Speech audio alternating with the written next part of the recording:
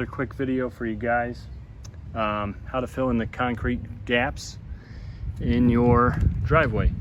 So as you can see, I'm starting to do this. I did a little bit last year and I made the mistake of kind of not cleaning off everything completely perfect. And as you can see, I did this last fall and some of the leaves from last year kind of made their little impression in it. But the color's spot on, at least. Anyway, this is what it looks like fresh, and you'll need a couple days to let this cure. But anyways, if you're interested in how to do this, stay tuned.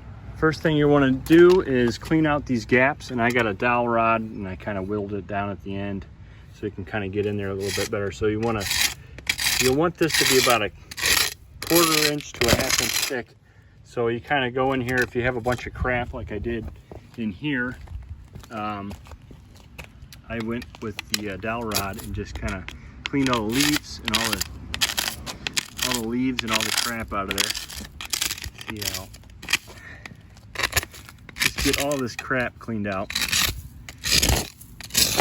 And you can see I put some sand in this last year because I thought I was going to do the whole job then, but just the weather was not cooperating. You'll want to clean all these gaps out, and then after you get those gaps cleaned out, do not skip this step. Get a leaf blower and clean all the stuff that you just got out of there. Clean it away from the gap, because if you don't, the wind's going to blow and just kind of what happened over here, it's going to sit on top of your glue line like it did here. And it kind of, I'm going to put another coat on this and I'll clean it up real nice. But yeah, if you don't, that stuff, the wind's gonna blow, it's gonna throw all these little contaminants. Look at this bug.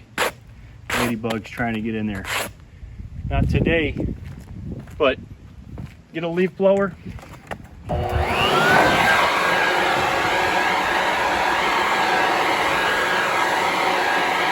all that stuff out of the way. Get it out of there, because like the wind's kicking up now, it's going to end up right on top of your finished concrete sealant, whatever you want to call it. This is, I think it's polyurethane sealant, but it's going to sit right on top of that nice finish line, and you don't want that. You want it to look like this, nice and clean. Once you get all that cleaned out, look at these gaps. If you don't fill these gaps with something, you're going to end up using gallons of sealant. So what I do, get you some sand. What I have is cheapest sand I could find, all-purpose sand. I think it was like $2, $3 for a bag. For a little bit more control, I put it in a bucket. Now you see these deep cracks, like right here? You're gonna want to fill that in. So watch, this will take more than you think. Just keep shaking it in there. And it's going to actually take more than you would think. Just let it kind of settle where it wants to go, because after years of raining, there's going to be cavities down in there that you need to fill before you put that sealant in. See how much that's taking? Like, you just keep shaking, keep giving it as much as it wants.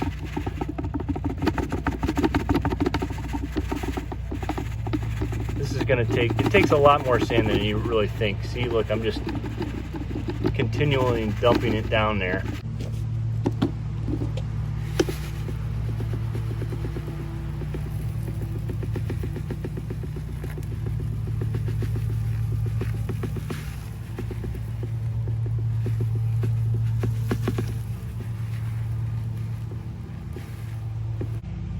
Next order of business. Make those, actually this is a little too deep. I'm gonna have to go back and add some sand, but make sure you have like a 1/4 inch depth. So you're just gonna go down your line here. See, it's a little shallow there, so we're gonna keep dusting it down the line, move it.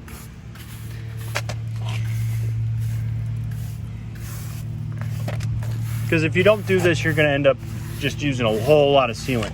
That's not friendly for the environment, and that's not friendly on your wallet either. So get these filled up to about I like to do about a 1/4 inch to a 1/2 inch deep.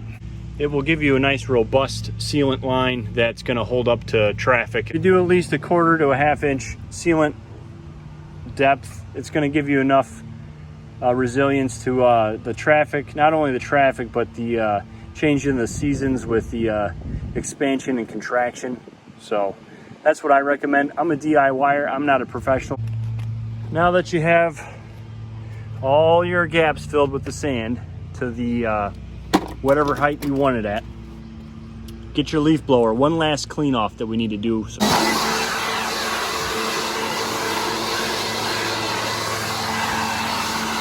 I'll add that you want to keep this leaf blower pretty parallel to the surface so you're not blowing out your sand that you just laid.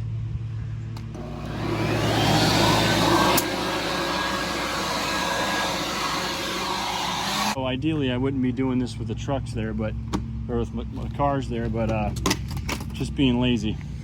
By the way, the brand that I'm using is Loctite Concrete Self-Leveling Sealer. It's a polyurethane. Seems to be holding up pretty good after about 8 months. So once you get your gaps the way you like it all the way down, it's time to start throwing in your sealant. And what this is self-leveling. So you don't have to be very accurate with it. You just kind of go in and start filling up the gaps. So you don't have to be exact with, like, you'll see what I'm talking. It's self-leveling, so it's got a nice finish to it.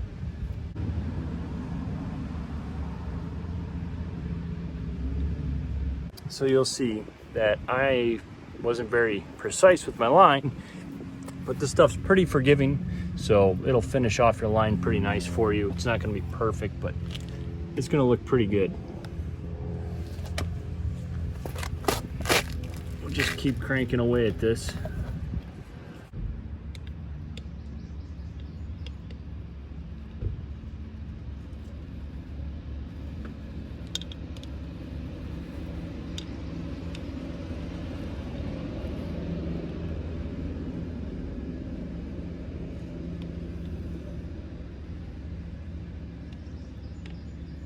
Just kind of give it a little extra there, just because it's such a big gap.